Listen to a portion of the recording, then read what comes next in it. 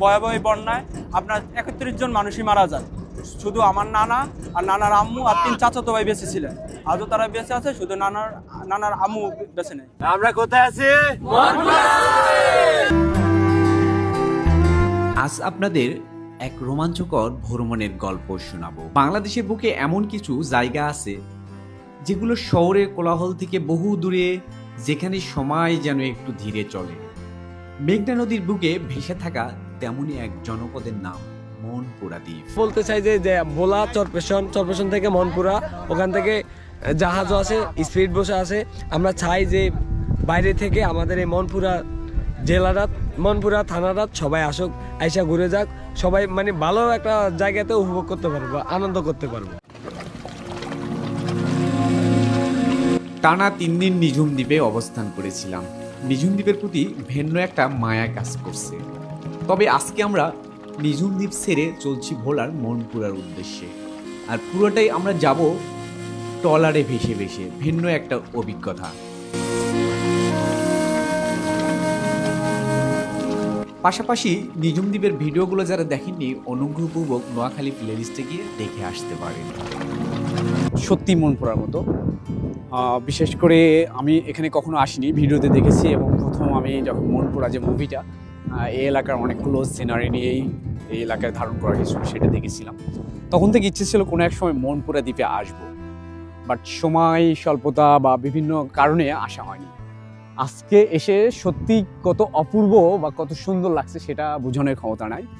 আপনারা ইজিলি এখানে আসতে পারবেন, আর আমি এখানকার ভ্রমণ গাইডলাইন দেব, শেষের দিকে কেমন খরচ হবে টোটাল বিষয় থাকবে। সো বন্ধুরা, মনপুরাতে আজকে আমরা সারাদিন আসি, মনপুরাকে এক্সপ্লোর করবো আপনাদের সামনে বিশেষভাবে আমাদের সাথে। তুল পাড়ার জন্য একজন মগ ডালে উঠেছে, নামতে পারবে কিনা জানি না, ভূতের মতো লাগতেছে, ভূতের মতো কাজ করতেছে, তবে খুবই ভালো, সবাইকে তেঁতুল খাওয়াচ্ছে।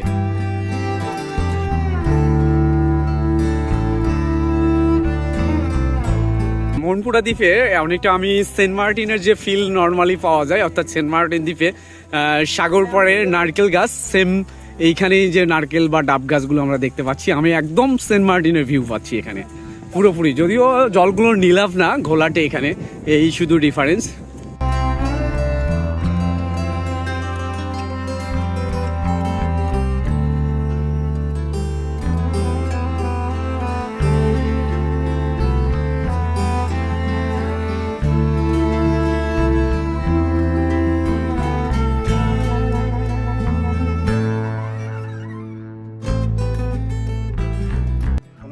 আমরা এখন আছি মনপুরা সি বিচে।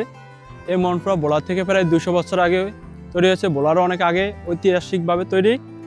বাংলাদেশে 1600 শতাব্দীতে পর্তুগিজরা এখানে শাসন করতে, এখানে জলদস্যুরা বসবাস করত। এখানে তারা ডাকাতি, ছিনতাই, সন্ত্রাসী করত। এখন এই মনপুরায় আপনার পর্তুগিজ কুকুরের কুকুরের বাচ্চা পাওয়া যায়, কুকুর এখানে বসত করে, তারপরে এখানে আস্তে আস্তে মানুষ বসতি শুরু করে। তারপরে আমরা মনপুরা দ্বীপ ছেড়ে চলে যাচ্ছি ভোলার চরফেশনের উদ্দেশ্যে। আমাদের যাত্রা কিন্তু আরো বহু দূর। দুপুরের খাবারটা আমরা এখানেই খেতাম, কিন্তু ভিন্ন ধারার একটা ফিল পাওয়ার জন্য আমরা নৌকায় খাবো, পাশাপাশি এই মনপুরা দ্বীপের ইতিহাস আমরা শুনবো ছোট ভাই ব্রাদারদের প্রতি, যাদের কারণে আমি সেই নিঝুম দিক থেকে চলে যাওয়ার কথা, সেখান থেকে মনপুরা আসলাম, মনপুরা থেকে এখন চরফেশনে যাচ্ছি। সত্যি একটা স্মরণীয় থাকার মতো, কারণ তাদের সঙ্গে যদি পরিচয় না হতো, এত সুন্দর ভ্রমণটা আজকে আমার হতো না। দেখেন চারিদিকে প্রকৃতিটা দেখেন।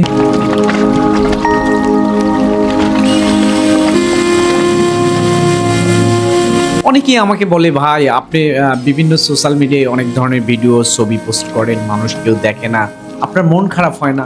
আমি বলি না, মোটেও আমার মন খারাপ না, যতটুকু দেয় এইটা হচ্ছে আমার বড় পাওনা। কারণ আমি বাংলাদেশের অনেকগুলো অঞ্চল যেগুলো দেখেছি, আপনি সেটা দেখেননি বা অনেকেই সেটা দেখেন নাই, এটাই আমার বড় পাওনা। ভিউ হোক বা না হোক, কেউ দেখুক বা না দেখুক, তাতে আমার ন্যূনতম কষ্ট নাই। তবে এমন সুন্দর দৃশ্য বাংলাদেশের এই আনাচে কানাচে দেখাগুলো কম প্রাপ্তি না আমার জীবনে।